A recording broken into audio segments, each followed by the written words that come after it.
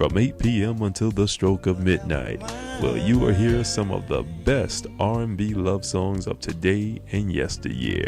That's right, we take you from 1948 and bring you all the way up to the present, baby. Been serving you your love for over 22 long years, so hey, mark your calendar. This Friday at 8, you and I have a date. I'll see you there.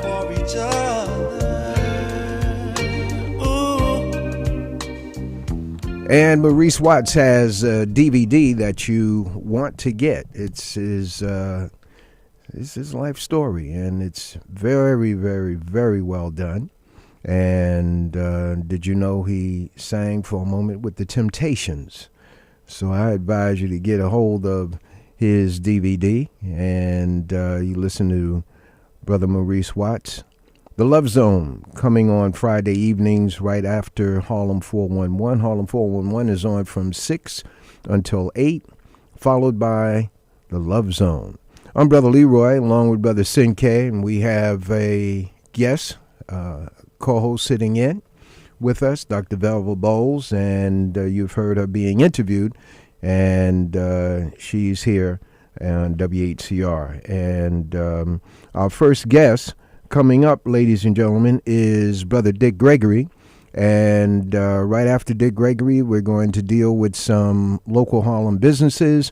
And after that, we're scheduled to speak with a mother whose baby she took to the hospital, and baby boy took to the hospital, and something very horrendous happened. And you'll hear that story, which the Post and the News will not publish. Fox News won't publish, not until it gets out into the black community and becomes known. But we'll deal with that in a few minutes. In the meantime, we want to thank our brother Dick Gregory for being with us this morning. God bless you, my brother. Thank you, my brother. Peace and love to you and the family, and a beautiful, happy Thanksgiving to you. You know, the Indians was the ones that set it in place. Yes, sir. And then Lincoln is the one that called it a National Day of Fasting. He's the one that set that temple. Mm. And it never was meant to be an eating day. But let me just pass this tip off to you, because I heard something that I never knew. They say there's a fantastic shortage on fresh turkeys. Did you hear that news come out? Yeah, I heard something a few days ago. The old vegetarian like me say, so what? You know, then I kept listening. But let me tell you something. You used to talk about wild turkeys. Yeah. But they didn't get wild till they found out that first, give them what they're fixing to do with them. They went wild and crazy. But here's what they said. They said there's a fantastic shortage on fresh turkeys. But there's an abundance of frozen turkeys. Yeah. Well, here's what blew me away. They said, and remember, if you buying a fresh turkey, you know, you have to keep it in the refrigerator no longer than 2 days because it spoils. Wait a minute, run that again. If you go to the store and buy a fresh turkey. Right. You know, so you're not going to buy it the same day you're going to cook it. Right. So you can keep it in the refrigerator no longer than 2 days before you cook it because it will spoil. So then I said, well, wait a minute, hold it. What is it they putting in frozen turkeys? Right. You know, what kind of chemical are they putting in frozen turkeys that you can keep them for 4 years? Must be something wrong with frozen turkeys. You know? So I just wanted to pass that on. And for those of you all that's going to eat too much, if you hip to the health food stores, go by and get you some charcoal tablets. Yeah. Now, if you're not hip to it or don't know where one is, then burn you some toast. You know, burn toast. The blackness. You remember the old days when the toast would burn accidentally, and you take a knife and scrape the burn off? Yeah. That's charcoal. Okay? And so just eat the burnt toast. And I learned, people say, well, how'd you learn that? I was looking out the window one day, and this toast burnt, and I threw it out the window, and this crippled dog came up and got to eating this toast. And what he got to do, he was walking straight. The other thing is, you know, the charcoal you use for barbecuing? Yeah. Well, that charcoal is made from petroleum. That's why nobody with, with serious information, I'm talking about the rich folks now, would never eat nothing off no charcoal pit. The ones you take for digestion, that's made out of peach pits.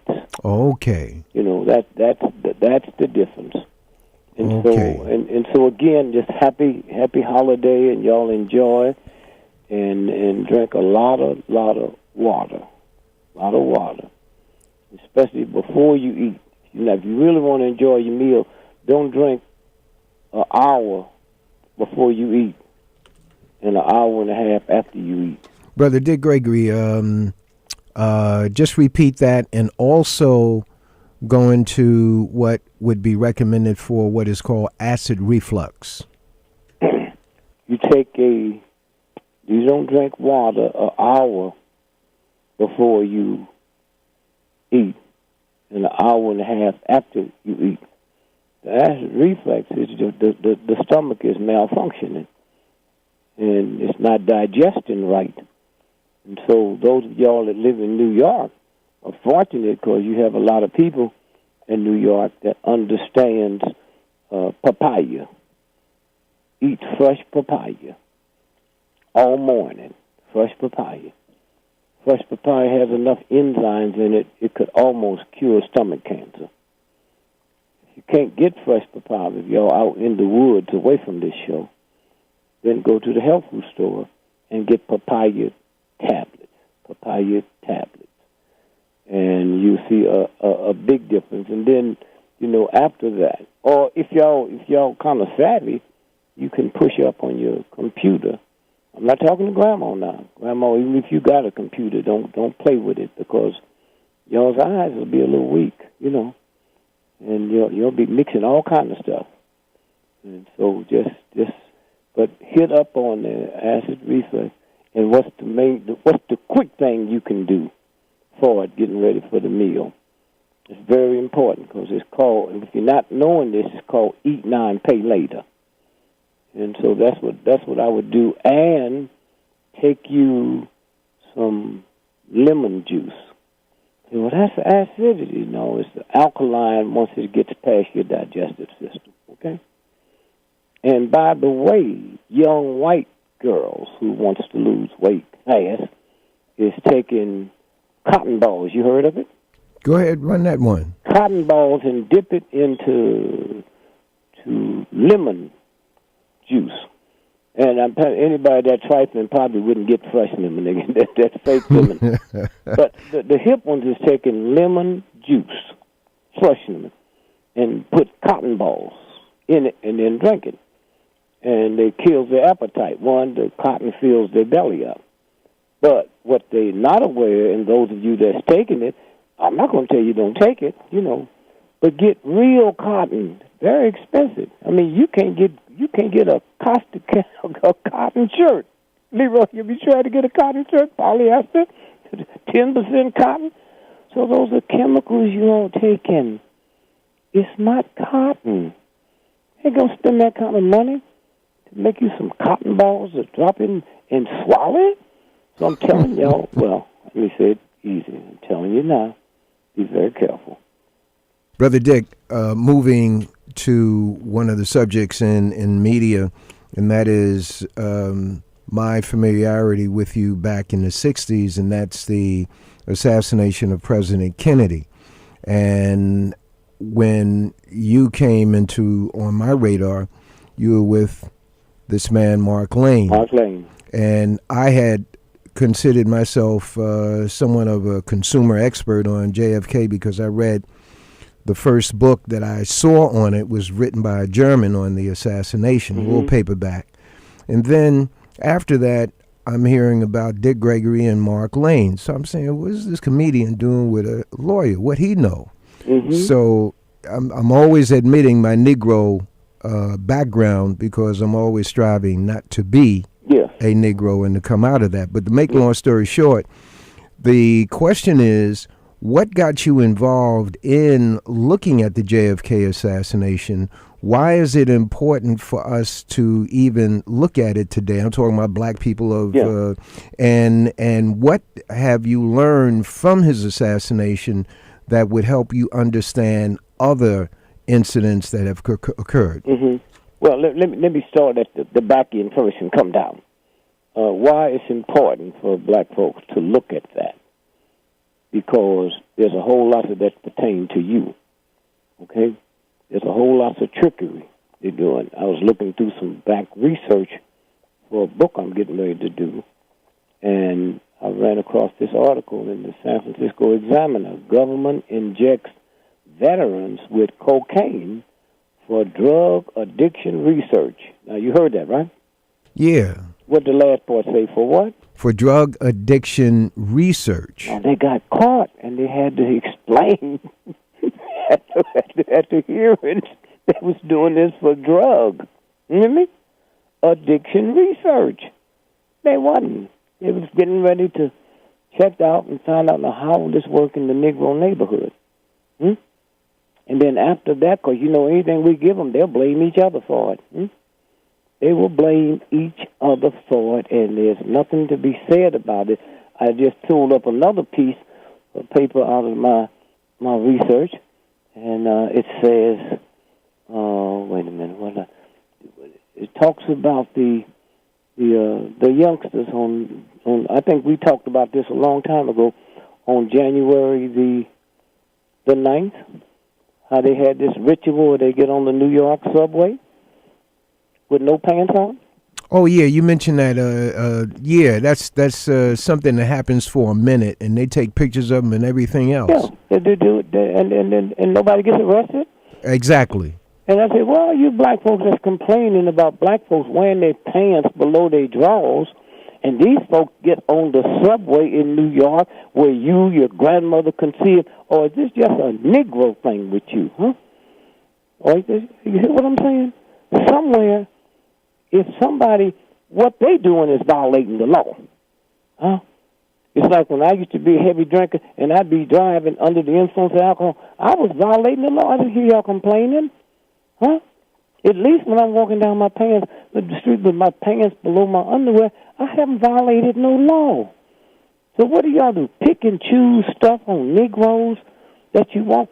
The Pope that been ripping off them little boys for 200 years, maybe 1,000, they didn't wear their pants below their drawers.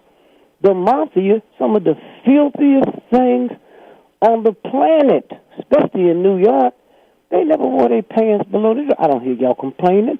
Go out today into the neighborhood and where the dope pushers stand on the corner. See if their pants is below their belt. You ain't going to talk about them because they might hurt you. This is a game. And so consequently, when you ask me how did I get involved, I backed into it. Let me tell you what I did. I'm on a tour with Vince Guaraldi, piano player. He's my opening act. And the reason he was my opening act, because we was making so much money, he had the #1 record in the country at the time. #1 don't go being an opening act, but we was the hottest thing on the planet when me and him got together. And so we go on this 20-city tour, and mostly colleges. So we touring, and I have 2 writers with me, and one of them's a brother. He studies astrology, and he loves, that's all he do all day long. When he's not writing for me, he's into astrology. So he come tell me, he said, man, let me tell you. And he got to be alcoholic because of me. See, alcoholics, they drink because they need it. I drink because I liked it. Well, I love the way it tastes, so I never got hooked to it from that standpoint. So he come to me and said, man, it was the 20th. He said if JFK knew what was waiting for him when he get to Dallas tomorrow, 2 days, he wouldn't go. I said, what do you mean, Jim? He said, they're going to shoot him in the head. Oh, come on, Jim, you serious? I said, yeah, man, I'm telling you. He showed me the stars and the planets and the aspects of it. Okay, thanks. So then that night I decided we closing on the 21st. And we're going the 22nd. We finished the show the 21st that night. Then we go to Chicago. We're in Western Michigan, Western Illinois. And we're going from there to Pittsburgh to play University of Pittsburgh. And on the way there, we changed planes in Chicago. We got a 9 o'clock flight out. We get to Chicago, we change planes, and we go. So we get there, and I call my wife and say, do me a favor. I said, I'm going to play a trick on Jim Sanders. I said, I'd like for you to, they didn't have all that stuff about you change flights, you got to pin on none of that. Wasn't none of that existed. That was so long ago, it was almost before airplanes had propellers on them. And so what we did, Leo changed my plane. Jim Sanders' plane. And we'll just let the bags go on because we got to be there. Gives us a plane that leaves here at 5 o'clock because I don't go on until about 9:30. So with that, so then I said to Jim, Jim, when we get to Chicago, we're not going to Pittsburgh. And he said, well, what happened? I said, nothing. I just believe you. I'm sorry I never gave you proper respect for your wisdom and knowledge in astronomy and astrology. But just something hit me, and I know you're right. Now, he started getting nervous. Wait a minute, Brother Greg. There's a No, Jim, I don't even get into this, man. I know Kennedy's going to be shot. You said it, okay? So when we get... Now, he don't know when we get to Chicago, we're going to go out on a 5 o'clock plane, right? So we go get in a cab, go to my house.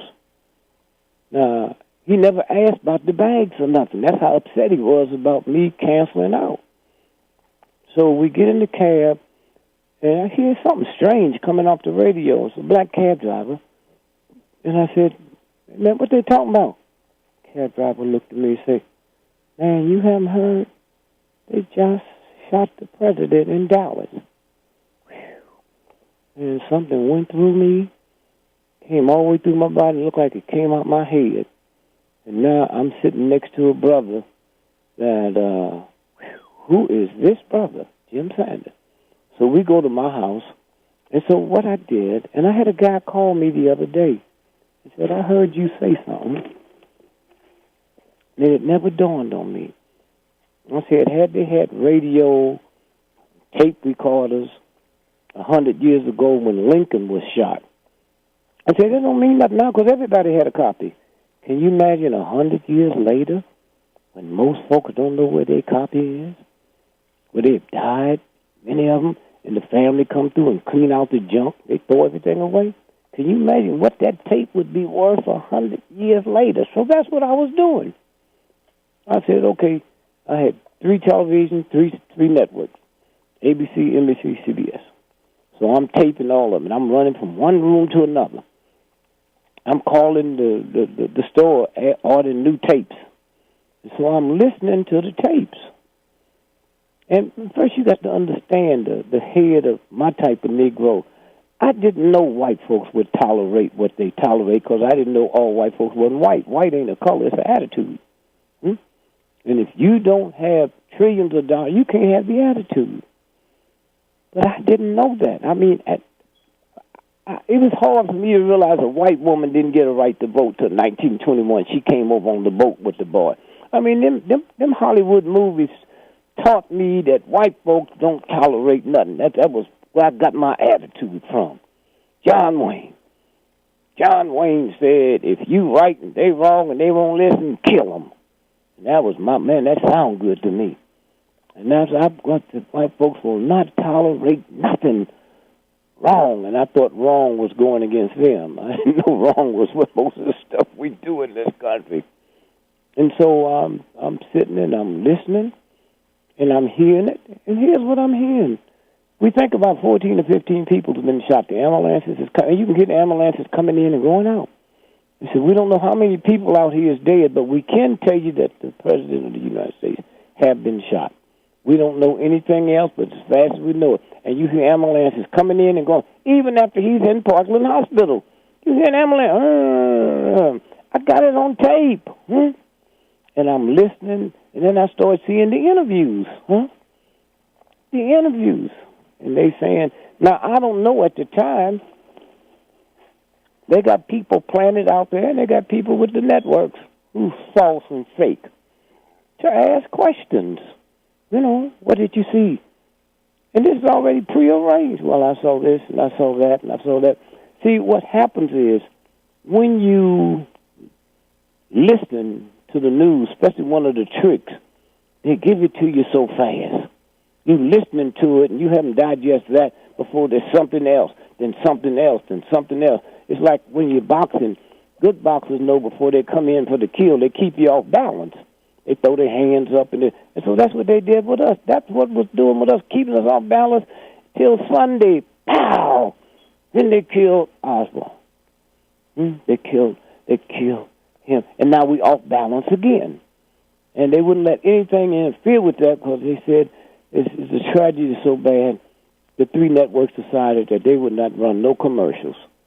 We just play music. And up until then, I thought comedy was the only thing that could cool things up. I didn't realize music. Babies be singing in the crib. They ain't telling no jokes. They happy because they see the spirits, and they be laughing and playing. And so consequently what happened is when I look around and the evening news comes on now. The evening news come on, and all them people I watch them interview, they got a different story now. None of the stuff I heard them say. Well, I saw three men up on the viaduct, and I saw the police arrest them, and what? And then that evening, none of that's there. Then I find out, not through research, I find out that somebody on one of this said before they could filter it out, yeah, the only difference in what they said earlier and now, they've been interviewed by the Secret Service. Well, they didn't know it was the FBI and the CIA. And I said, wait a minute now. Those little days I needed anger management, but I thought that was rum and coke. And so what happened is I didn't realize then that those folks at CIA who we talking to, all that's been prearranged. And then every now and then something would slip through. They said for a 50-mile radius, the FBI, the Secret Service, is confiscating all film, and we'll do this for the rest of the week. That means while you're shooting the camera, your camera might have picked up something that you didn't pick up. So all that film was canceled for a 50 or 100-mile radius. Now, I'm listening to this, and I am so angry about what I'm hearing now that I cut my tape off, threw it away. Okay, that's what anger do. I didn't keep it. I threw it away because I've been tricked. And now the more I listen to it, I'm listening to it with another ear. Another ear, another ear, another ear. And now it starts filtering in. And then all at once I start calling folks and calling people that I'd met on the circuit. I'm the hottest thing on the planet. I just hit in 1961. And so now people start calling me back. And they say, well, did you see this, or did you see this, or did you hear this? And then from that point, every now and then you hear somebody else break through, but they couldn't break through for long. And so now I know something happened. I don't know what it was, but I know what it wasn't. And then black folks would call who's always figured out stuff, mama. And they start saying, I didn't understand that until we was talking the other night, and you mentioned something, and that could be. Now, at that time of this, I didn't know two important things. One, that Kennedy's car was not supposed to go down Elm Street. That was not on the schedule. He was to come over that street and hit the highway and go straight to where he was giving his speech. Now, someone changed that route 30 minutes to go down Elm Street before Kennedy was shot. Well, wait a minute. How did Lee Harvey Oswald know to get a job at the book depository, which is on Elm Street, if the car wasn't coming down that way? 6 weeks before, he had the job. Now, is he that connected, or is it more than one person? So that's how I started piecing it together. How big, and then I started going back in my head, other things. And I looked at that on his face. And he said, so now more stuff started coming through. Who was Lee Harvey Oswald? Well, he was a agent for the FBI, for the CIA. What? Yeah. Now, they didn't have time to snatch it, because you didn't hear it that much. And then he turned his back on America and went to Russia. Well, he went to Russia because he's hooked up to be a triple agent. He still works for us. He gets there, he denounced America. He's in the military. He don't go back to his base or nothing. That's called AWL. Then he marries a Russian woman. And then all at once, he decides, damn, Russia, I'm coming back to America. He comes back with a Russian wife. And nobody prosecutes him, nobody investigates him. I said, whoa. And then from that point on, I started looking, and then I started, hanging out with folks that knew. I mean, you can do that as a celebrity, especially when you got money. And then me and Mark Lane crossed paths. And Mark Lane's stuff was so beautiful because it had scientific data behind it. Then I found out the doctor at Parkland Hospital who did the autopsy. He had to admit he never turned Kennedy's body over. So I don't know which direction all the bullets was coming from. And then that was on Friday. Sunday, he took his notes home and burned them in his house. Wow, wait a minute. And nobody gets him prosecuted? Nobody gets indicted? Something this important? Then I find out the limousine he was riding in, they sent that back he was shot at 1 o'clock Dallas time. The limousine went back at 4 o'clock Dallas time to Cincinnati to be totally overhauled and pressed back into service. I'm saying, wait a minute, man, I've been around the world. I've seen I've seen hatchets that kings used to cut the old lady's head off. I've seen all kind of stuff, man, when you go to the museum. I said, why wouldn't they keep that car? What's that about? I'm just hitting it. I'm not, thinking it and just hitting it. And then years later, I'm skipping up now. Now come back. Years later, I'm working at the University of Washington in Seattle. And some folks came to me from the medical department and said, Mr. Gregory, we hear all your stuff. We read your book. Are you aware that the whole team, listen to this, man, the whole team that worked on Kennedy in the emergency operating room in one tack, all of them were shipped from there to the University of Washington. Huh? So you start putting bits and pieces together, and one day I meet the woman that heard me say about the car, and she said, I was there, I worked at that place, I was there when that car came in that day. And I couldn't believe it, but, we just kept doing it. So you get little pieces and little pieces and little pieces. Then I hear about at what time they called in the two priests for the last rites, or rites, whatever they call it. Dick, hold on 1 second while we pause for station identification. Ladies and gentlemen, this is Whcr Harlem Community Radio. The program is The Communicators. Our guest online is Brother Dick Gregory. I'm Brother Leroy. In studio, along with Brother Sinkay and Dr. Velva Bowles, our guest co-hosts for today. And once again, you're listening to WHCR 90.3 FM, New York. Please continue, my brother. And then I find out, with his pieces now, because I'm out there, I find out Nixon was in Dallas that day. Do I think he's part of the conspiracy? No. Do I think he knew about it? Probably did. Why was he there? He was on the board of Pepsi-Cola. Pepsi-Cola was having their board meeting then. And so you look little by little. Then we get to the grassy knoll. And everybody, if you looked at those pictures, you saw the cops and everybody rushing to the grassy knoll, rushing with a shot. Now, here's how you know there was something in the air. I don't mean negative. When do someone hear shots coming and run to it? That's the emotional state. That's what went through people. That's how shocked people was. They were, who did that? And the cops was running up that hill. Now, what they didn't tell us, they did arrest 3 people back there. Frank Sturgis, Cuban, working for us. E. Howard Hunt, and a guy whose code name was Raoul. Raoul. If any of you all saw the movie, not you young folks, saw the movie called Black Man Can't Jump. You saw that, right? Right. Woody Harrelson. Woody Harrelson. That was his daddy, okay? That was his daddy. He was one of them. He's the one, Raoul was the one they put on the track King Down and Follow Him. He's the one that when James Earl Ray escaped from the Missouri State Penitentiary. The reason I go this way, that's why it's important to black folks to know this, because it goes and it spreads out. Out of that, under the trick, Robert Kennedy is killed.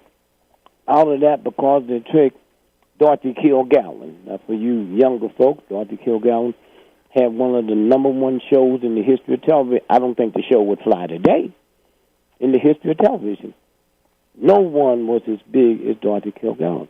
Some kind of way she wiggled out some kind of way to go, and this is not immediately after the president was shot. She wiggled out a way to go in and interview him. That's how big she was, you know. And she go in and interview him. Interview? I'm sorry. The guy who killed... James Earl, what's his name? Lee Harvey Oswald. She interviewed Lee Harvey. She interviewed the guy the one who that shot killed him. What's his name? The guy who killed Lee Harvey Oswald. The bar guy. Yeah, the gangster, the mob. Yeah. Okay. You know, when you're behind a mic, everything goes out of your brain. Yeah, I know. Well, see, I must have been behind a mic when I was born. and so he goes in. He's sentenced to die. And she goes in to interview him, and he tells her, "If you can get me out of here to do an interview someplace other than in this jail, I'll tell you something will change the history of the world." That was Jack Ruby. His real name was Jack Rubenstein. He started off with the mob in Chicago. Right. And the mob had nothing to do with it. He didn't know he was a patsy. And so all at once now, she meets with him, and he tells her, "If you don't get me out of here, this is what will happen to me." This is the guy who shot him, Jack Ruby. Now, when she gets back to New York and starts, making preparation to go back in and interview him outside of the jail he's in. He got a sentence to die. She commits suicide. She commits suicide. Case closed. Now, something real quick. You got Gene Dixon is the number one psychic in the world, whatever that means. And she has a column that's world read. So all at once, 18 months before Kennedy is shot, her column comes out. I see dark clouds around JFK's head in Dallas. Oh, Mr. President, I don't know if you plan on going, but don't go. Trip, nobody. 18 months before, ain't nobody been planning on going there, And so he goes there, and pow, and then that column reappears. Why wouldn't my mother think that Gene Dixon sit at the right hand of God, right?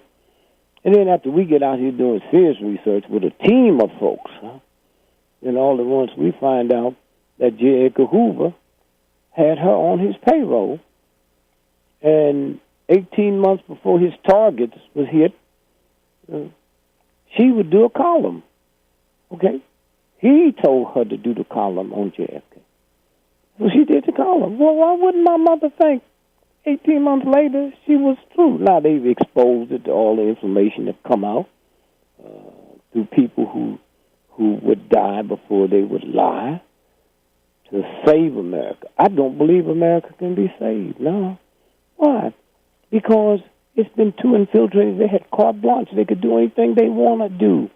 Who? The Warren Commission? You ever heard of that, son? I'm asking you that so my grandmother know. You ever heard of the Warren Commission? Leroy. Yes, sir. I'm right here. I was checking out think that statement you Dorothy said about the mic might Kilgallen, be right. and You heard of the Warren Commission, right? it said that one report I'm looking at, she died at the age of 52. Mm-hmm. One says she died in her sleep, had a heart attack. She was sleeping in one room. Her husband and children, they sleep in other rooms in the apartment. So I was checking that out. Yeah, okay. Well, the reason I asked, I said, you heard of the Warren Commission, right? Yeah, definitely. Now, I'm just being facetious. Earl Warren, right? Yeah, right. Earl Warren was Chief Judge. Earl Warren was the one that decided that the Japanese should go into concentration camps. Now, you ready for something strange? You know who fought against that? J. Edgar Hoover. Huh? Could you ever believe that? You would think it was Hoover that wanted it and Earl Warren who didn't. This liberal thug, is the one that said all the Japanese should go in a concentration camp. We can't trust them. Now, he gets the commission. He's the head of the commission, and all them thugs know. Well, let me give you one example where I have to go along with them if you think like them.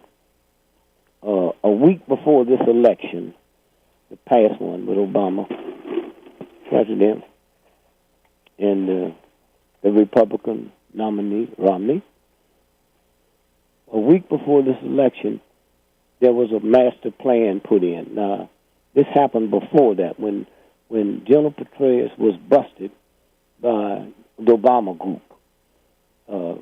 He wasn't busted because some woman doing his biography and they made it look like it was a sex thing. Who cares about a old corrupt general that would kill God if he had a chance? That's all the generals. They follow orders from somebody who ain't even in the military. They follow from a civilian. Okay, take them over the hill, champ. And so what happened is they were supposed to, hear me good now, they were supposed to assassinate Romney. Oh, you black folks get off. Oh, didn't they kill Lincoln? Well, how many presidents have they killed? You know? They just more want to kill him now because he's black, but don't act like they're going to kill him because he's a black president. No. A whole lot of people want to kill him that don't even know how to assassinate nobody. That's the hatred. So under that atmosphere, they can put anything together they want to put together and do it because you got people. Do you think that all Republicans hate him and all Democrats don't? You'd be surprised how many of them redneck Democrats slipping around saying, hey, man, we got to do something about this. But you don't hear it. You don't hear them say it.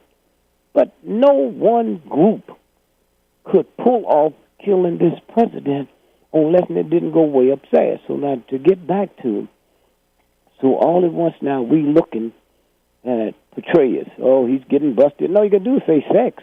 I remember one time the government that set up a group to kill me.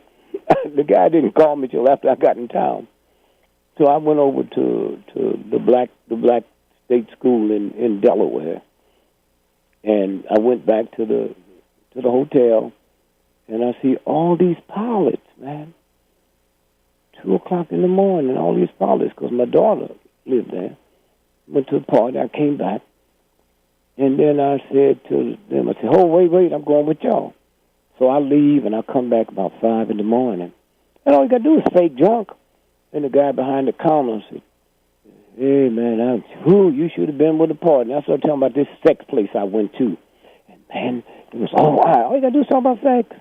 Oh, man, let me tell you about these 3 women I had. And once I got him, I said, I came back here to use my room, but I saw all these people. And he said this. He said, well, anytime the government's going to pull off anything, they take the pilots from Dover, the military pilots, and substitute them with civilian pilots. So that's what the switch was. They was coming in here and the military. So we always know when there's going to be a war because all the military pilots is pulled out. I didn't know at the time, and he didn't know nothing, that it was talking about the killing of the folks, Jimmy Jones. Okay, all them bodies came back in the military. As much as people thought they hated them and, oh, how awful is this, not only did they come back in a military plane, the government paid for their funerals, and they went home like they was heroes. They had honor guards. They had soldiers escorting each one of them coffins back. The coffins were supplied by the government, and they were locked and cemented, okay? Dick, not to get off into that, there is a whole group of us who don't know about that suicide. I just need you to do a capsule of it in a minute and a half so that, you know. All the people in Jonestown was murdered. Jonestown is, where's that, Guyana? Guyana, yeah. Yeah, go ahead. And it was an experiment. You know, when the Hollywood get through doing the experiment, they say it's a wrap. It was an experiment. Oh, man. Okay? And to see how this reacts, we don't need them no more. Now, here's where they messed up. They said Jimmy Jones made some Kool-Aid with cyanide in it. Remember that? Right, exactly. And they drank the Kool-Aid. Right. Well, okay, my grandmother's stupid enough to drink some Kool-Aid, even if she got sugar diabetes. But the dogs and the cats wouldn't have drank the Kool-Aid. You couldn't make a dog or a cat drink straight Kool-Aid, huh? Right. So how? And then when I had somebody look at the marks of the injections, they was too far up on the arm for you to took your hand and inject it yourself. Jimmy Jones, they said he committed suicide. He's right-handed. The shot was in the left side of his head. And they found the gun 300 yards away, 300 feet away from him. And so that's what happened there. And I just wanted to just touch that to show you how it works and how they can get by with it and keep getting by with it. And so consequently, after that, then we go back to the Kennedy now. And so they flew Kennedy in town that day, the body in the coffin, and all the heavyweights was on the plane with him. He shot at 1 o'clock. At 4 o'clock, we know they sent the plane back, but J. Edgar Hoover and his male lover decided they was going to the racetrack. Right. The New York Times, the racetrack was in Baltimore. The Baltimore paper didn't say the number one lawman on the planet, the president, is shot, and he goes to the racetrack? Huh? And so all of that.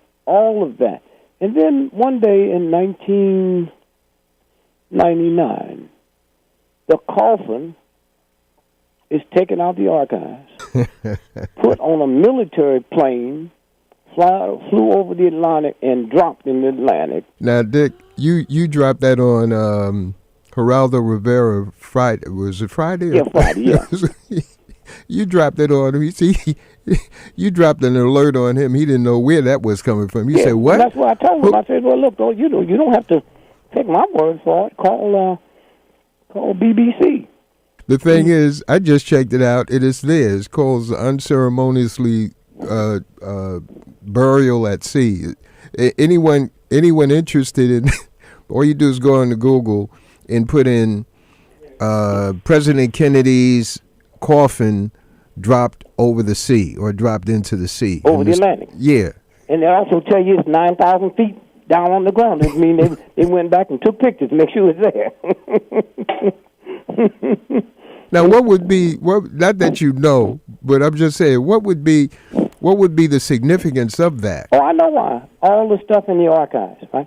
They was putting it in too fast, right, to hide it, right?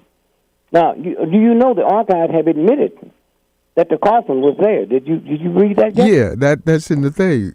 That okay. it was taken from the archives. Which paper did you read? No, I'm looking at Google. I'm looking at. Oh yeah, well it's also the L.A. Times ran it, and they said they came in. Now they're trying to cover it up to say Bobby Kennedy. Have you read that yet, Nina?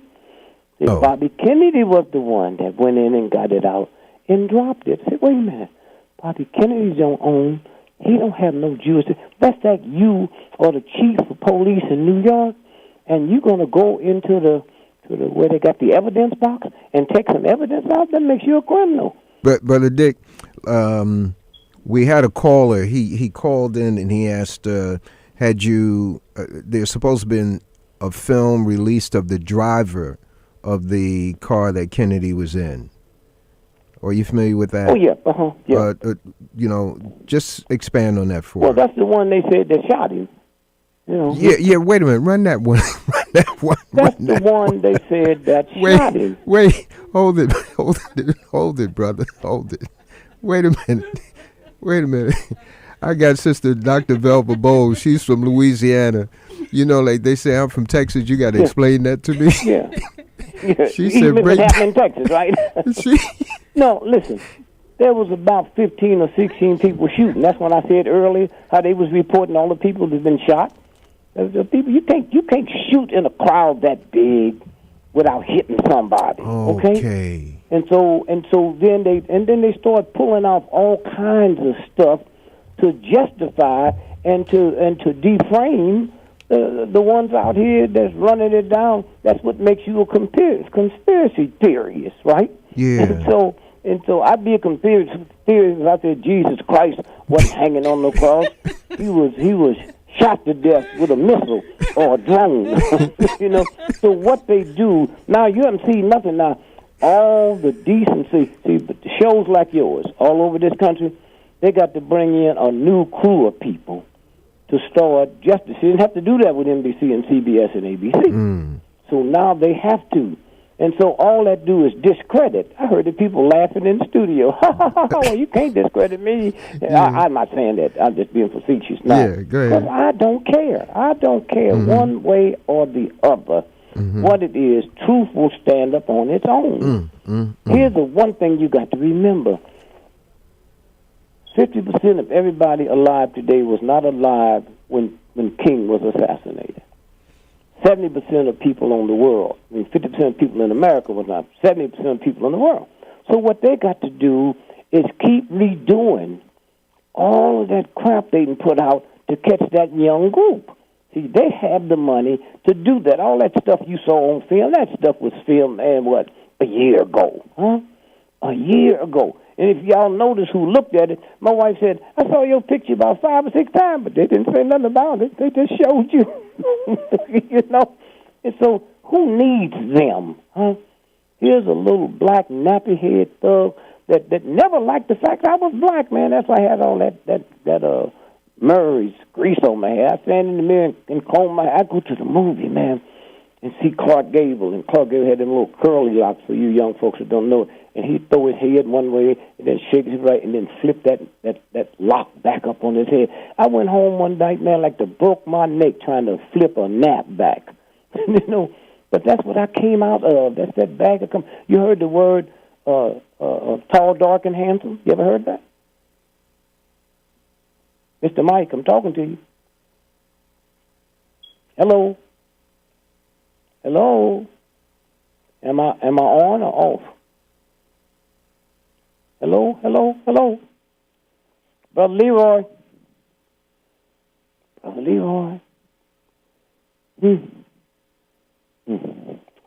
You're still here.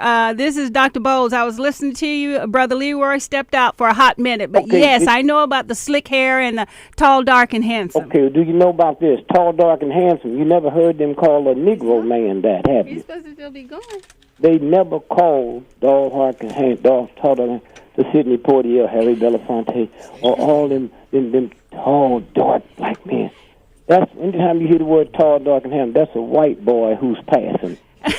That's why they called Clark Gable. He's a Negro. Rudolph Valentino. If all them white folks know they committed suicide, when he committed suicide, he was a Negro. They would go crazy. And so that's what I'm saying that to say that's how fast it runs and how fast it goes. And so when you sit back, so now all the young folks and the older folks, everybody that's 50 years old now, or 49, they wasn't born then, so now they got to redo it for you. And then 10 years from now, they got to redo it again. And then 10 years from now, they got to redo it again. And so it sounds stupid to us out here that know what happened. No, they're not talking to us. They're talking to that new group that don't know anything about it.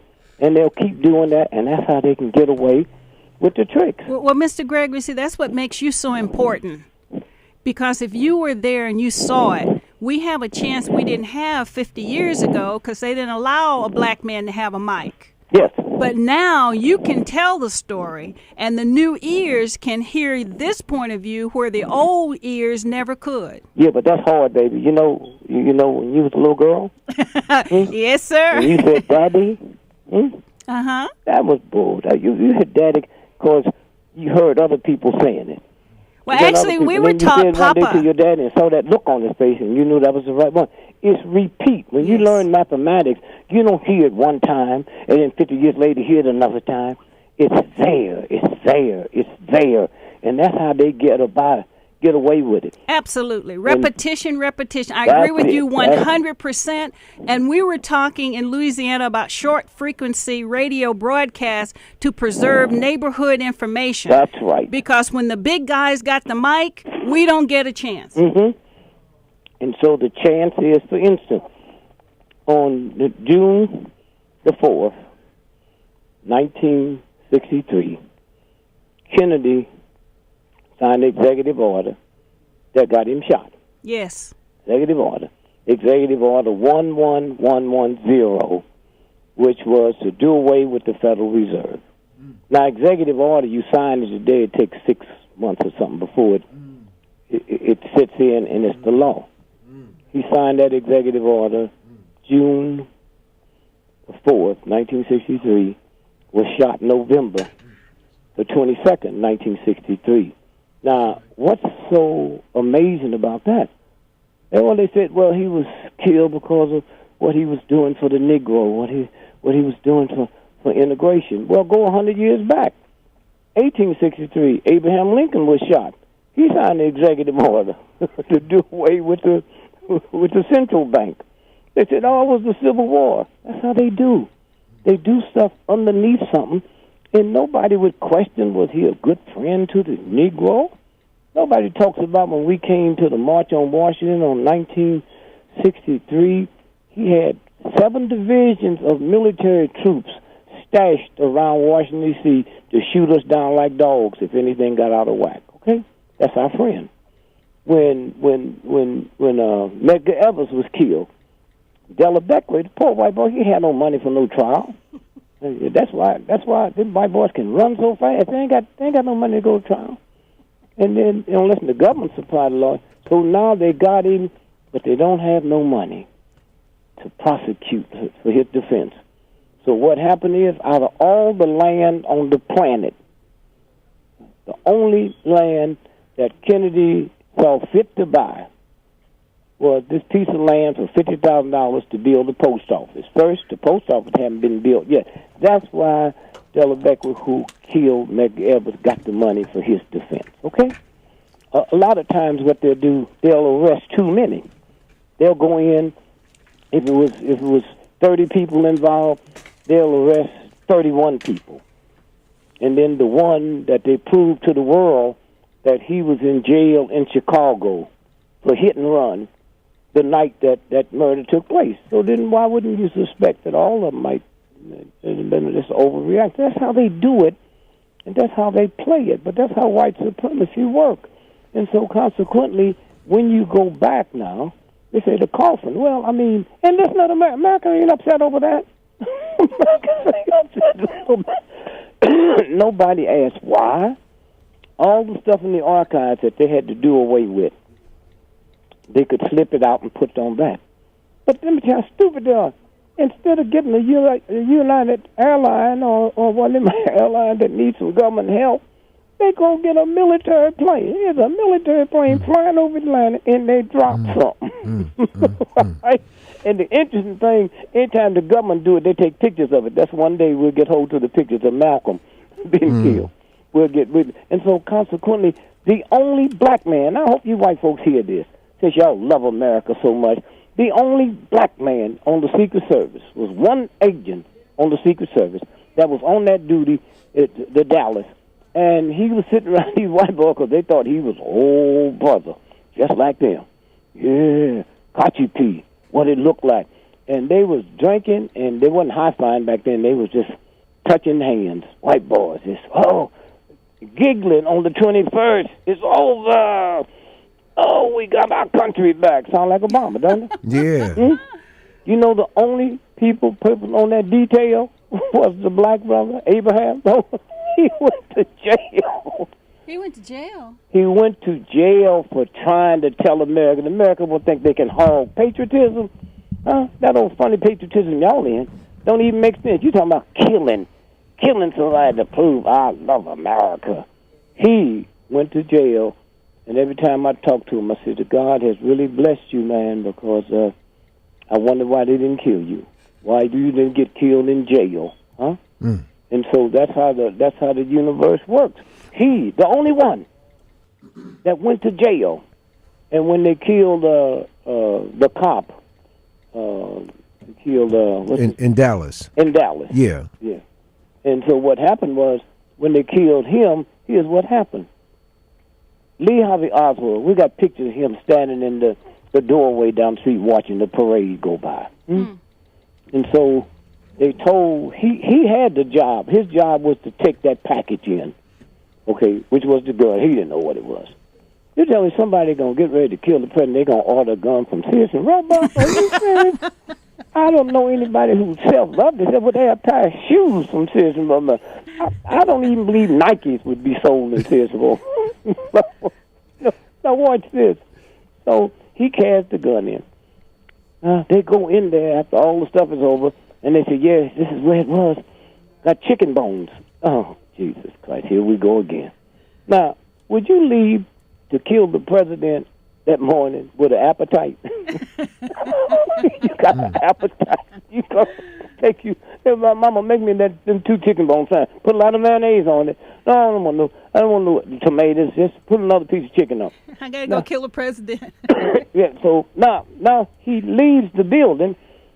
He don't have a car. He makes a getaway on a bus.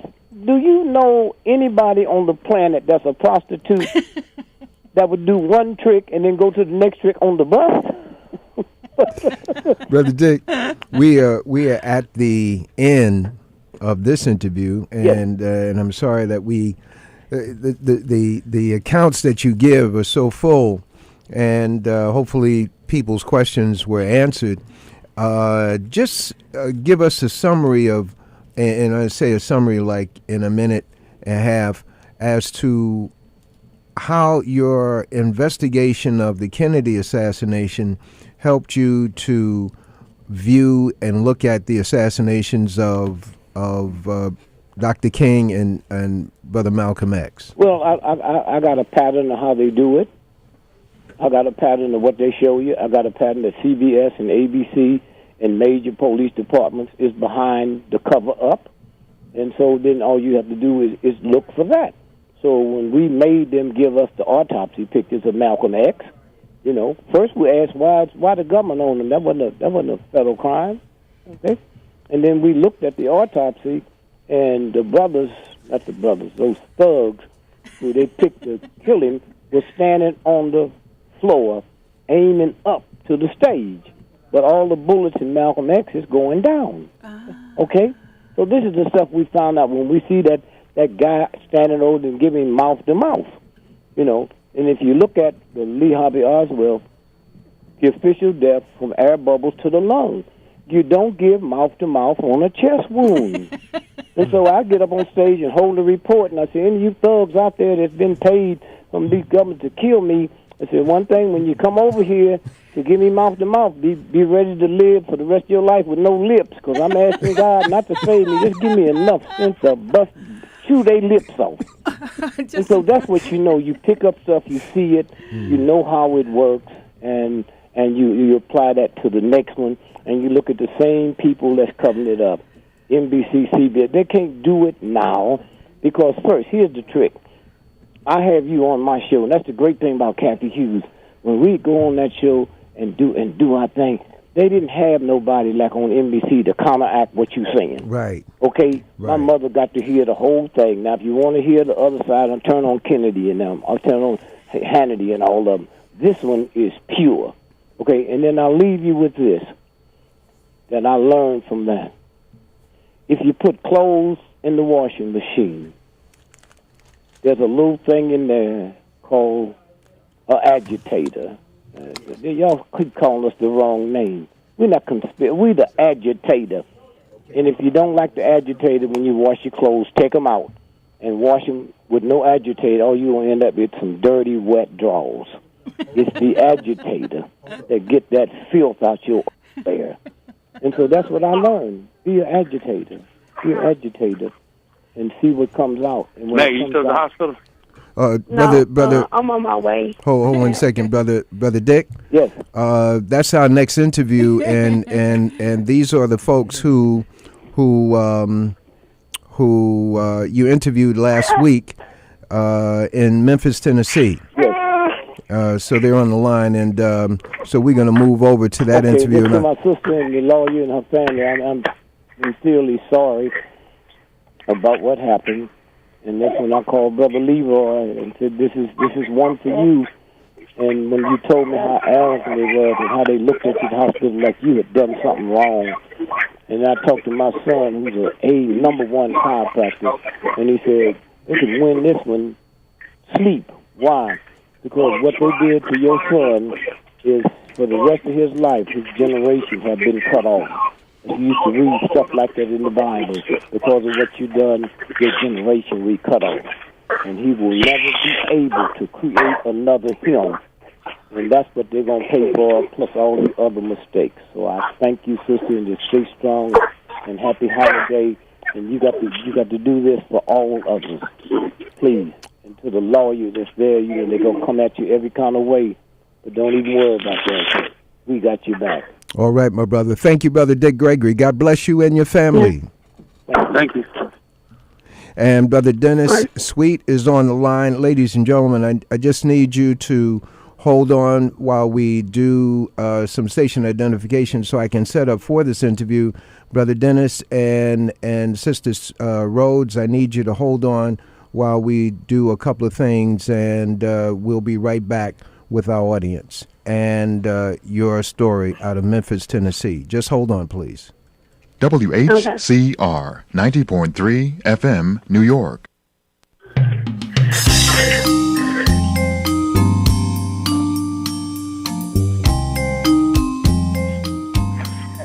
Greetings.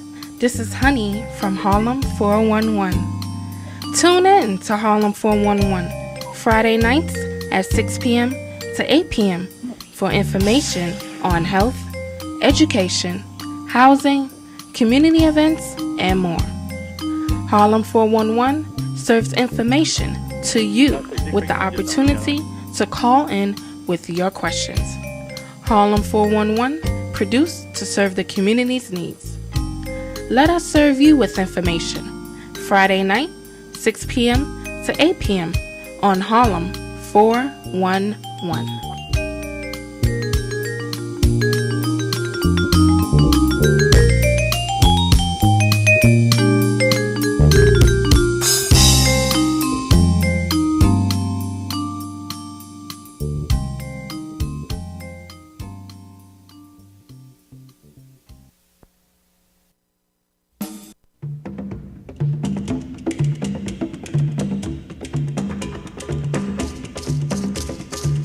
This is Flo Wiley inviting you to listen to Black Beat New York every Thursday night at 6.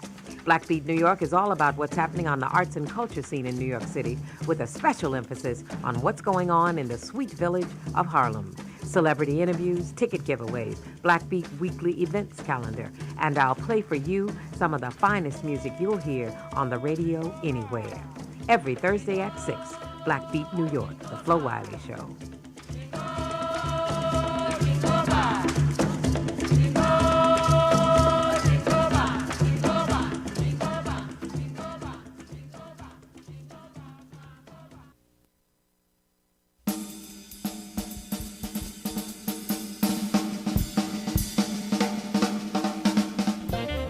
So you like your music sometimes sweet and sometimes hot. Jazz, that is. Sweet jazz from Sugar Hill. Every Sunday from 8 p.m. until 10. Le Mans Jazz Break at 8. Right here on WHCR 90.3 FM. The voice of Harlem, where jazz lives.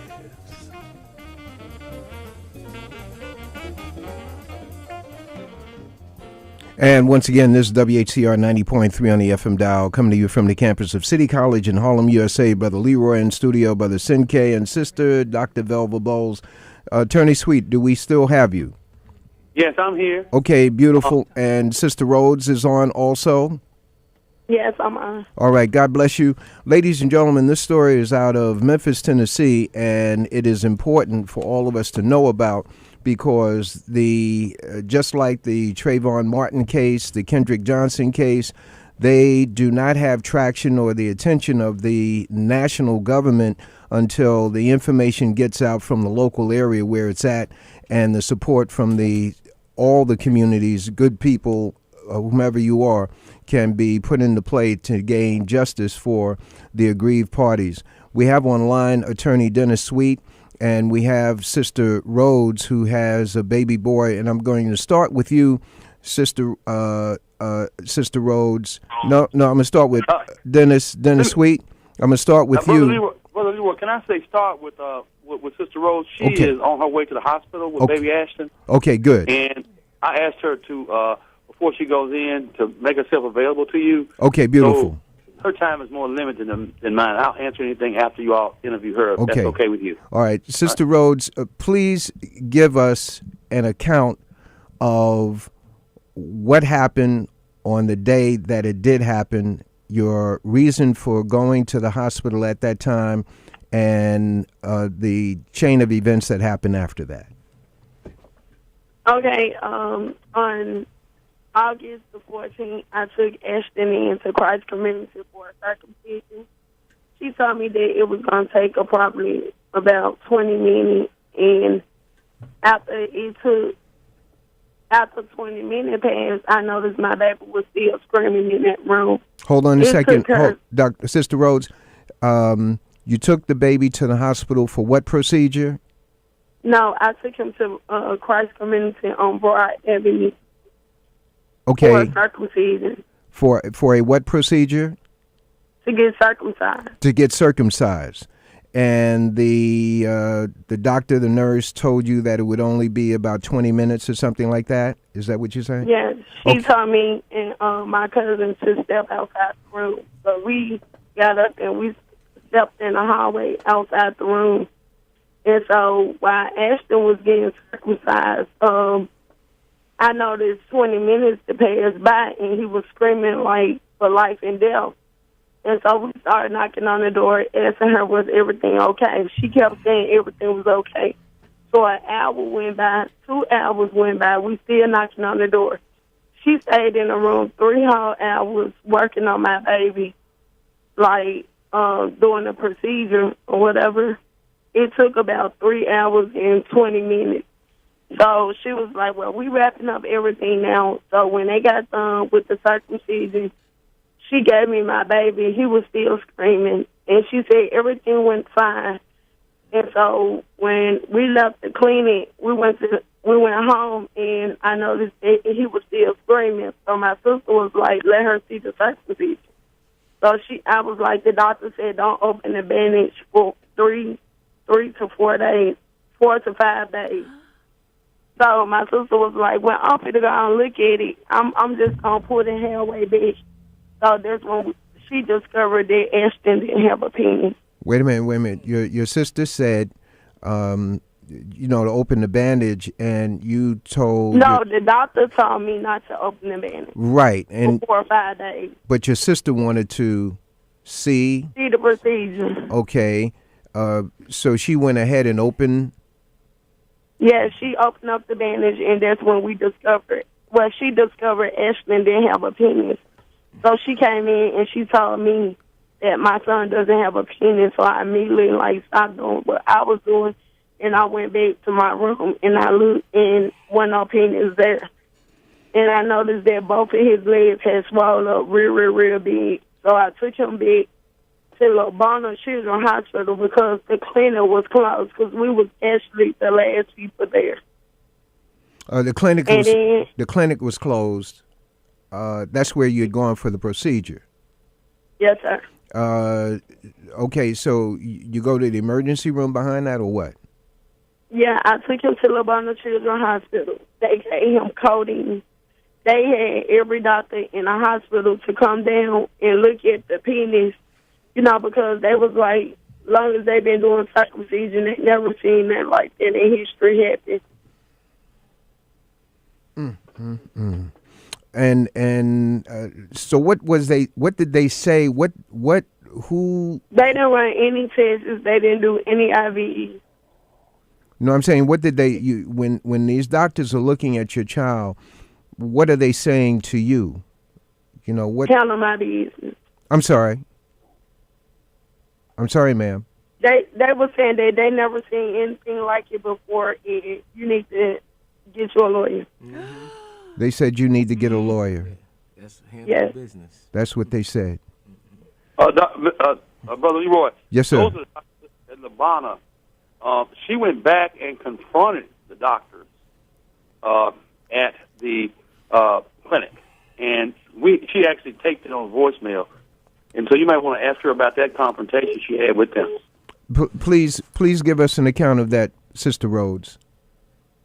I went back in on the next day out of Labana Children's Hospital. They, Christ Community didn't get actually any pain medicine, but Labana did get him, prescribed him with Tylenol 3 codeine. And I went back with a tape recorder the next day asking what happened to my baby. Like, can I get some answers? At first, they was like, well, we ain't got nobody that can meet with you. So I was like, well, I'm going to go to the board of health or whatever. I need some answers, like what happened to my son. So that's when they asked me did I want to meet with the doctor. And her name was Dr. Lou, who did the procedure, and Dr. Diego.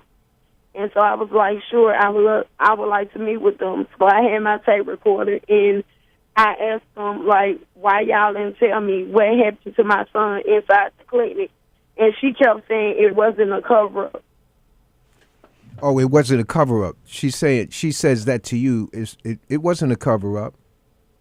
Yeah, it was an honest accident. It was an accident. And I felt like, I was telling her, I felt like if that was an accident, I should have been notified. And she said, well, with all the blood that he lost inside clinic, it kind of, I sat up all night wondering if I made a mistake on your baby or not. And I was like, all the blood, and I was there inside the clinic, and, I was like, I felt like it was more like a cover-up, and I felt like my life could have been stolen from me, because if I would have waited 4 or 5 days and opened it up, they probably would have said this mother trying to perform circumcision on her baby, and I could have been in jail for something that I didn't even do. What was the attitude? They gave you that answer. What was their tone? What was their attitude? Well, when I walked in the clinic, she looked at me like she wanted to just kill me. If she had a gun or a knife, she just would have killed me. And my cousin kind of felt the energy off her. So she told her that if, she needs to be giving you that look instead of you giving her that look. She needs to be looking at you like that. You the one did this to her baby. What happens after that? I'm sorry. We it's 3 of us in studio. Brother Senke, and we also have a medical doctor who happens to be on the show today, Dr. Velva Bowles. Brother Senke. Yeah, I was curious because on a lot of what has the press role been in this? Because on social media, it was reported that the doctor was a male that I just saw even earlier today. And now, hearing from your account, you're saying that the doctor was a female. So what has it was 2 doctors. Okay. It was 2 doctors, Dr. Diego and a doctor, what was the other lady's name? Lou? 2 ladies. Dr. Diego wasn't in the clinic the day the circumcision was taking place on my baby. So who was in that, to your knowledge, who was in that room, when they said that you and your sister... It was Dr. Lou, and she had two assistants, like people that was in school and... residents. Mm-hmm. It wasn't even an RN in the room. I have a quick question. This is Dr. Bowles, and I am so sorry to hear this. For the listeners, circumcision should not be a bloody procedure whatsoever. And there's only 2 procedures that are legal, and neither one of them require, the loss of blood is minimal. One is a Bell procedure, and the baby goes home with a plastic-like insert still covering the tip of the penis, and that drops off. The second one is a cutting, but like they said, 20 minutes should be more than enough. And the only thing I can imagine that could go wrong is someone cut through the dorsal vein.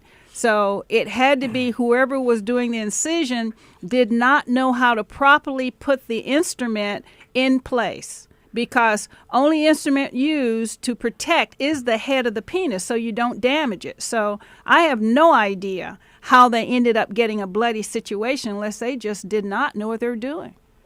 Doctor, I want to say this is Dennis Sweet. I have a photograph. It's not like the tip. It's completely severed. Then they really didn't know what they were doing. In the Jewish faith, they train rabbis to do it, and they do a free cut, which is without the device I'm describing. But at the University of Pittsburgh and Children's Hospital in Pittsburgh train their students to use a device for that very reason, to protect the penis. It's placed under the foreskin before anything is done, and therefore you cannot amputate the penis. Well, Doc, we're in the process now of trying to get all the medical records. We've done a HIPAA request, and, of course they want us to prepay. So I've sent the check in for the records. Well, the mother has a right. Wait, let me tell you. HIPAA is to protect information of a patient from the rest of the world. But the mother is the known guardian of this child.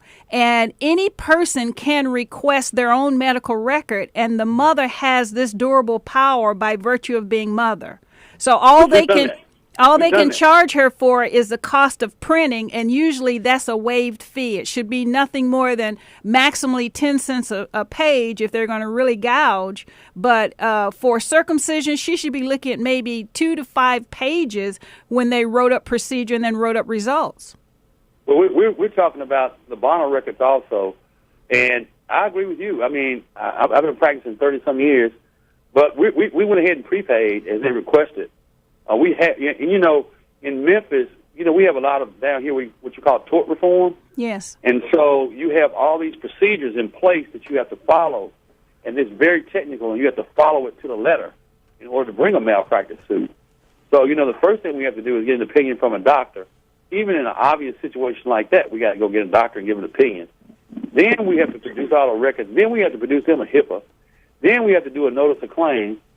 And a notice of claim, if you go and look at Memphis or Tennessee law, if you have any defect, that's a basis to throw your claim out. Well, what I may throw out there just for information is 2 things I heard your client say that made me a little nervous. If the physician was training someone, then that would mean some school of medicine had residents or medical students rounding with this physician. And if this procedure were performed by a non-licensed person and observed by the licensed doctor, that is a big piece of your case. Well, we understand. That's why we're trying to get the records, because we believe that one of the hospitals that she may have gone to is providing those type people to that clinic. So it may be involved more than the clinic. But I don't want to say that until I get all the records. Well, if it were a student in training that made the mistake, then I don't think that's the case. I think that the doctor did it. She just said there were students that observed. Well, the reason I said that is that the parent must be informed of who is doing the technique. And when she signed permission for that surgery, and I hope she was asked to sign a form permitting them to do the circumcision, because that is a surgical procedure, then they have to disclose who will actually do the procedure if there is someone in training present. Okay. Dr. Attorney Sweet, once again, ladies and gentlemen, this is out of Memphis, Tennessee, and Mrs. Rhodes is the mother of baby Ashton, and Attorney Dennis Sweet is handling this case. Attorney Sweet, at what point did you enter into this case? How did Sister Rhodes learn about you or be directed to you? Dwayne is your uncle, Maggie? Yes, that's my uncle. My brother. Dwayne Rhodes is a real activist, community activist in Greenville, Mississippi. Yeah. He has done a lot for that community, and he has had me contribute and help do different things he's done. Kids in baseball. Man, you can go and tell all the things he does in that community. He just really is a force in the community. And she was trying to navigate this by herself, and he asked her to talk to me. So that's how she got to meet her uncle. Okay, so Attorney Sweet, when you hear this, and you've been in practice 35 years, I asked Shaveen King about his case with Kendrick Johnson in Georgia. They're so extraordinary. I asked the same question of you. When you heard this, how did that hit you? I didn't believe it. She was in my office with baby Ashton, and it was almost unbelievable. And I just said, you know, at that point, I didn't want to look. It hurts me to look, and I did, and I just said we had to do something about it. And you know, I'm simply a lawyer, and you know, we have been trying to get some attention to this situation for her. As the doctor said, she couldn't understand how it was done. Neither can I. That's a mighty big accident. Yeah. What disturbed me too was her instruction not to open the bandage for 4 or 5 days. She's struggling right now. As I said to y'all, she's taking him to the hospital right now. She's lost a job. She's lost 2 jobs in this situation because she's had to leave work. And she went to Labana Hospital with him in Memphis. She didn't feel his care was good. She left and went to another hospital in Mississippi. They told her an infection is set up. He was given antibiotics. She's taking him home. Maggie, you think the infection's not getting better? That's why you're on the way to the hospital right now. Am I right? Yes. Attorney Sweet, I've been since I left Labana Children's Hospital. Since I left the hospital in Greenville, I've been up every night with Ashton. Early in the morning, I'm up all day, no sleeping. He doing a lot of screaming and swelling, and I believe he's trying to set up another infection in. I have a quick question. His penis in bad shape. Well, sweetheart, what I was going to ask you is, did they literally remove the organ or injure it very badly? Because it's removed. Okay, so what happened to the amputated organ? Because that can be sometimes reattached. They didn't have any questions when I went back into the clinic, but it was an honest mistake. They sorry. That's all they can say to me. But what did they do with the piece that was removed? I don't know. I asked, and she was saying that she was so busy worrying about the blood that was lost on baby Ashton, and I don't know what happened. I'm just thinking... We don't have an answer for you, Doc. Yeah. Okay. You know, we're trying to get the records. We'll do depositions. At this point, we just, cannot answer it for you. You know, it's so good that you're on here telling this story because, it's on social media. It's a sort of story that's went viral, people passing around, but they're dealing with the more sensational aspects of the story. They're not asking, like as Dr. Bowles just asked, what happened to the organ? Because when these damaged organs happen, you can reattach them if you honest and deal with it right there. That even makes them more liable for the fact that they didn't. But the facts that you're just bringing out, in just this brief time have done more to me to give a more detailed picture of what actually took place, and even, unfortunately, it's even more horrifying than I expected it to be. Attorney Sweet, what, because we're talking to a Harlem audience and also an internet audience, what is it, and let me put this to both of you, I'm putting it to you first, Attorney Sweet, what is it that we can do to help and assist the family? Well, I would say first, I set up a PayPal account for her. If anybody feels that they want to offer her any financial assistance, it would be more than welcome. Nothing will go toward any legal cause. Anything that you would give her would go to her welfare. She's lost her job. She has 2 other children. She's a single mom, and she's struggling right now. Really, really struggling. Like she said, she can't go to work. She's been with him every day, and it's just tough on her right now. So, if anyone could give her any type of financial assistance, it would be really, really welcome. You would help her tremendously, and you would help her in helping to care for baby Ashton. As you can hear right now, she's struggling with issues about infection, going to the hospital, and she's only got the help of her family to give her a break and sing after him and whatever. So she's struggling right now to get through this situation. As I say, I'm a lawyer. I have another lawyer, Hal Dawkins. I practice. I have 3 bar licenses, and you all know for me to file a case, I have to go pro hoc vici. So I have a local lawyer, Hal Dawkins, who used to be my partner. He's also joined in with me. He has a Tennessee license, and so he would be filing, and then I would have to come in pro hoc vici, which I've done in a lot of cases throughout the nation. I've handled some cases all over, so that's not a problem. But we're simply the lawyers on it. The bar even limits us giving her financial assistance. So we'll do what we can do to the extent the bar allows us to. But she needs some help right now. Her family's coming in and throwing in, but they're not wealthy people, right? And it would be appreciated. What's the website that we would connect with? Go to Baby Ashton 1. We set it up through a bank account in Baby Ashton. It should be on PayPal, and I would wait till tomorrow because we set it up. The final day we set up was Friday, and I got to make sure everything is on. Okay. And I can email you that, and you can put it on the web. Okay. But we set it up under Baby Ashton 1. That's the number 1 or the numeral 1? The numerical 1. Okay. Numerical 1. Let me go to Sister Rhodes. Talk about the support that you've gotten from the church or the lodge that you belong to, etc., and the people in your community. Well, I haven't really got any much support, but I know my pastor, he have been there, like, when my kids got sick and for us, and my little girl just had open heart surgery. He came out to the hospital, and, but I haven't really got much support behind it.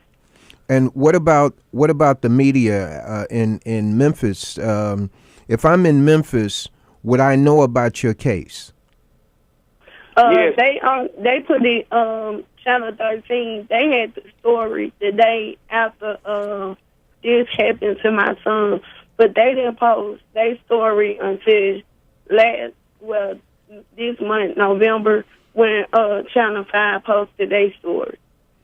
And I want to say you could go on those channels, webpage, and see the story. You can see Maggie Rhodes, and you can see her story as she tells it in the interview. And so on 13, Memphis Channel 13 and Memphis Channel 5 will have stories on their webpage about this. Okay, this is WHCR 90.3 on the FM dial, and Sister Rhodes, don't want to hold you up from going to the hospital with the baby, and this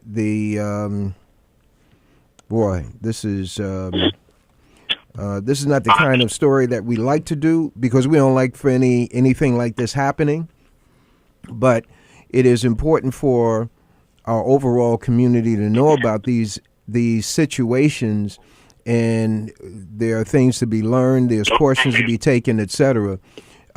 Your parting comments, Sister Rhodes, to our audience here in New York. Okay. Thank you for having me on, and I would like to appreciate you all for talking about my son, Ashton Rhodes.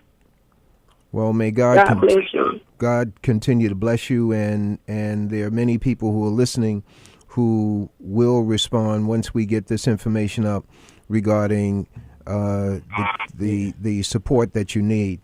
I even just received a text with somebody telling me to make sure to follow up on that link that we can have so it can get tweeted out and the community can get it to financially, help out the sister with this situation. Okay. All right, Attorney Sweet, any concluding remarks that you would like to share with us? Yeah, I would like to say, everybody listening, please, it's Sunday. You say a prayer, throw a prayer out for this young lady and her children. They're suffering and they're struggling right now, and they need your assistance. Thank you all for bringing attention to this in her situation. And I think by bringing attention to this in the situation, it helps that it won't happen to someone else's child. And I just can't tell you how much we appreciate you all putting the power of your press toward her.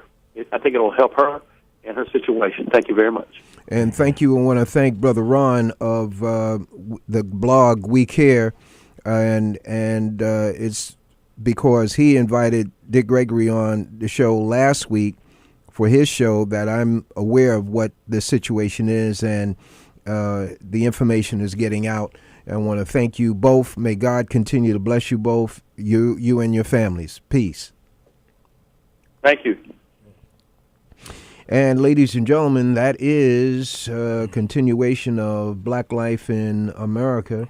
And it is, you can only hear this kind of information coming to you over WHCR 90.3 FM, New York. Let's go to church. Let's go to church. It's Morning Praise with Dalton Anderson. Sunday mornings, 8 a.m. Eastern Standard Time.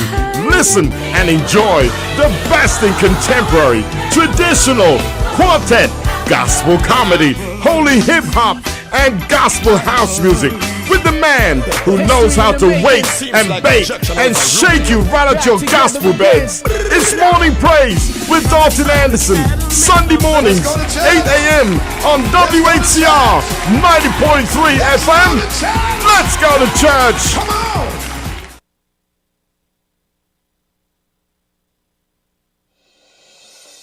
Good morning. I am Sister Glossary Holmes, asking you to stay close to WHCR 90.3 FM in New York. On the Sweet Spirit of Victory program, Sister Mary Jefferson and I, Sister Glossary Holmes, are on from 4 a.m. to 8 a.m. every Monday morning. The Sweet Spirit of Victory is the most trusted spot for gospel and gospel classics. The Sweet Spirit of Victory, right here on WHCR 90.3 FM, the voice of Harlem.